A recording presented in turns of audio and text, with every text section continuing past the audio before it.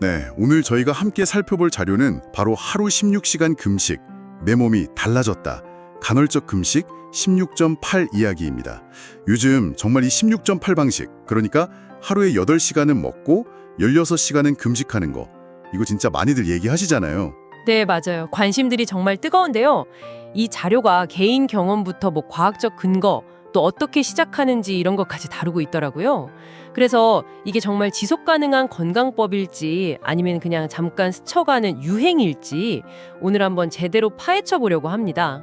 네, 이게 단순 유행이라고 보기에는 좀 그런 게 최근 연구들을 보면 장 건강이라든지 혈당 조절 같은 그런 구체적인 이점들이 계속 보고되고 있거든요. 그래서 한번 자료를 보면서 근거들을 자세히 짚어볼 필요가 있겠습니다. 좋습니다. 그럼 우선 16.8 이게 정확히 뭔지 아주 간단하게만 짚고 가죠. 하루 24시간 중에 8시간 동안 식사를 하고 나머지 16시간은 이제 금식을 하는 거죠. 네, 그게 핵심 개념입니다. 금식 중에는 물이나 블랙커피, 설탕 없는 차같이 칼로리 없는 건 괜찮다고 하고요. 자료에서도 보니까 처음에 16시간을 어떻게 안 먹어? 약간 이렇게 생각했는데 막상 해보면 또 할만하다 이런 얘기가 있네요. 네, 그렇죠. 그리고 이제 과학적 근거를 좀 보면요. 이게 꽤 흥미로운데요. 2023년에 나온 연구인데 네이처 커뮤니케이션즈라는 저널이에요. 거기서 16.8 단식을 8주 동안 한 사람들 장을 보니까 유익균 있잖아요. 왜 흔히 착한 균이라고 하는 것들. 아, 네네. 유산균 같은 거요? 맞습니다. 락토바실두스나 비피도박테리움 같은 그런 균들이 한 25%나 늘었다고 해요. 와, 8주 만에 25% 증가요? 오, 그거 꽤 놀라운데요? 우리 장이 생각보다 이런 식사 시간에 빨리 반응하나 봐요. 그 착한 균들이 늘면 뭐가 좋은 거죠? 소화가 잘 되나요? 네, 그렇죠. 주로 이제 소화를 돕고 또 몸 안의 염증 반응 같은 거 줄이는 데 기여한다고 알려져 있죠. 그러니까 장 환경 자체가 좀 더 건강하게 바뀐다는 신호를 볼 수 있습니다. 그리고 또 하나 중요한 게 혈당 조절인데요. 2024년에 나온 다이아베티스 케어 연구에서는 인슐린 민감도가 한 20% 정도 향상됐다고 보고했어요. 인슐린 민감도 향상이요? 그게 우리 몸에 정확히 어떤 의미가 있는 건가요? 쉽게 말하면 인슐린이라는 게 혈액 속 포도당을 우리 세포 안으로 이렇게 쏙쏙 넣어줘서 에너지로 쓰게 하는 열쇠 같은 거거든요. 아, 열쇠요? 네. 근데 이 민감도가 높다는 건 그 열쇠가 더 잘 먹힌다는 뜻이에요. 그러니까 혈당 조절이 더 원활해지는 거죠.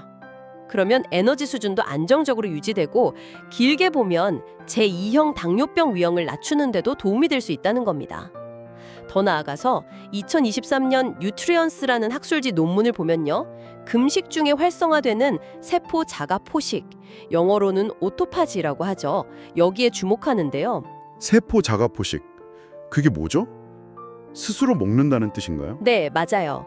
세포가 자기 안에 낡거나 손상된 부분을 스스로 분해해서 청소하는 과정이에요. 이게 이제 노화 속도를 늦추거나 염증성 질환 예방과도 관련이 있을 수 있다. 이렇게 보고 있습니다. 물론 이걸 제대로 효과 보려면 꾸준히 하는 게 중요하고요. 그렇군요. 와, 이런 과학적인 얘기들을 들으니까 더 흥미로운데요. 근데 또 자료에서는 개인적인 경험, 예를 들면 몸이 가벼워졌다 이런 느낌 같은 것도 되게 강조하더라고요. 이런 체감 효과가 방금 말씀하신 장 건강이나 혈당, 세포 청소 이런 거랑 얼마나 직접적으로 연결될까요? 아니면 그냥 밤늦게 안 먹게 되니까 그런 걸 수도 있지 않을까요? 아, 그거 아주 좋은 지적이세요. 사실 둘 다 영향을 미칠 수 있습니다. 방금 말씀드린 그런 생리적인 변화가 분명히 기여하는 부분이 있고요. 동시에 늦은 밤에 간식 안 먹고 또 식사량도 자연스럽게 좀 조절하게 되면서 얻는 그런 심리적인 만족감이나 그냥 몸이 가벼워지는 느낌? 이런 것도 무시 못하거든요. 그러니까 생물학적 효과랑 행동 변화가 같이 시너지를 내는 거라고 보는 게 맞을 것 같습니다. 아하, 그렇군요. 그럼 실제로 이걸 시작하려면 어떻게 하는 게 좋을까요?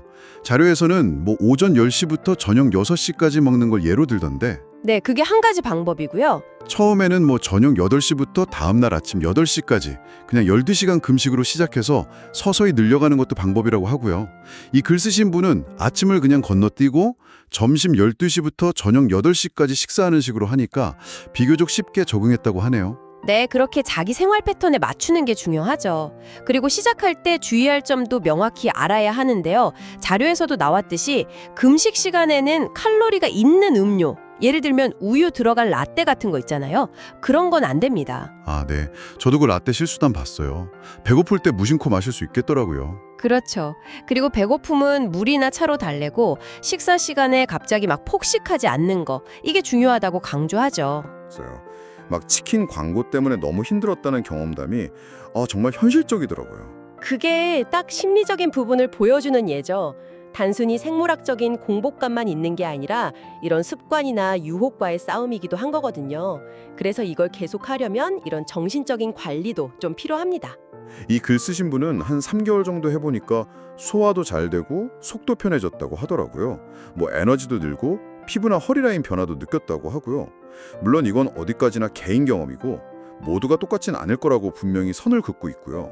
네, 개인차가 분명히 있죠. 주변 친구들도 뭐 따라해보고 소화가 잘 되더라, 아니면 저녁 약속 때문에 시간을 조금 조절해도 괜찮더라, 이런 얘기도 있고요. 네, 바로 그 유연성. 그게 16.8의 큰 장점 중 하나입니다. 자기 생활 패턴에 맞춰서 식사 시간을 좀 조절할 수 있다는 점이 이걸 계속 할 수 있게 만드는 중요한 요소죠. 하지만 이게 정말 모두에게 맞는 방법은 절대 아닙니다. 이건 꼭 강조해야 하는데요. 예를 들어 임산부나 수유 중이신 분들, 또 저혈당증이 있거나 특정 당뇨약을 드시는 분들은 반드시 시작하기 전에 의사 선생님하고 상의를 하셔야 해요. 아, 네. 그건 정말 중요하겠네요. 그리고 혹시 시도하다가 너무 어지럽거나 기운이 없다, 이런 부작용이 느껴지면 즉시 중단하고 몸의 신호를 따르는 게 맞습니다. 특히 여성분들은 또 생리주기에 따라서 컨디션 변화가 있을 수 있으니 그것도 고려해야 하고요. 결국 중요한 질문은 이게 지금 내 몸 상태에 정말 괜찮은가? 이거죠. 확실히 그냥 무턱대고 시작할 건 아니네요. 그럼 이걸 지속하려면 자료에서는 매일 해야 한다는 강박을 좀 버리고 주 4에서 5일만 하거나 주말에는 그냥 12시간 금식 정도로 좀 느슨하게 하는 것도 방법이라고 제안하더라고요. 스트레스 안 받는 게 핵심인 것 같아요. 맞습니다. 지속 가능성이 중요하니까요. 그리고 또 하나, 식사 시간 동안 뭘 먹느냐. 이것도 정말 중요합니다. 아, 그렇죠. 그냥 굶는 시간만 지키면 되는 게 아니죠. 네, 이게 무슨 절식 다이어트가 아니라 건강한 라이프 스타일로 접근해야 하거든요. 그래서 그 8시간 동안에는 단백질, 채소, 또 건강한 지방, 뭐 아보카도나 연어 같은 거요. 이런 걸 충분히 섭취해서 영양 균형을 잘 맞춰주는 게 정말 중요합니다. 그래야 금식 시간 동안에도 우리 몸이 필요한 일을 제대로 할 수 있고 장기적으로 건강을 유지할 수 있는 거죠. 자, 오늘 이렇게 자료를 통해서 16.8 간헐적 단식에 대해 쭉 살펴봤는데요. 정리해보면 비교적 쉽게 시작할 수 있고 장 건강이나 혈당 조절 같은 데 긍정적인 효과를 줄 잠재력이 있고 또 자기 생활에 맞게 조절할 수 있다는 유연성이 장점인 것 같습니다. 그럼 이게 정말 지속 가능한 건강 비결일까요? 아니면 그냥 유행일까요? 자료를 보면 좀 신중하게 접근하고 자신에게 잘 맞춘다면 충분히 지속 가능한 방법이 될 수도 있겠다, 이런 생각이 드네요. 네, 맞습니다. 가장 중요한 건 역시 자신의 몸 상태를 주의 깊게 살피는 거고요. 필요하다면 꼭 전문가와 상의하는 겁니다. 절대 무리하지 않는 선에서 나에게 맞는 여러 건강관리 도구 중 하나로 고려해 볼 수 있겠습니다. 오늘 이 자료에서 세포 자가 부식, 그러니까 세포가 스스로 청소하는 과정과 염증 감소를 언급했잖아요. 여기서 한 걸음 더 나아가서 이런 질문을 던져볼 수도 있을 것 같아요. 우리가 그 8시간의 식사 시간 동안 무엇을 먹는지가 그 다음 이어지는 16시간의 금식 시간 동안 일어나는 세포 창소 과정의 효율에 구체적으로 어떤 영향을 미칠 수 있을까? 단순히 언제 먹느냐를 넘어서 무엇을 먹는지가 우리 세포 수준의 건강에는 또 어떤 의미가 있을지, 이것까지 생각해보면 더욱 흥미로운 탐구가 되지 않을까 싶습니다. 오늘 저희와 함께 이 흥미로운 탐색을 함께 해주셔서 감사합니다. 당신의 건강한 삶에 작은 영감이 되었길 바랍니다.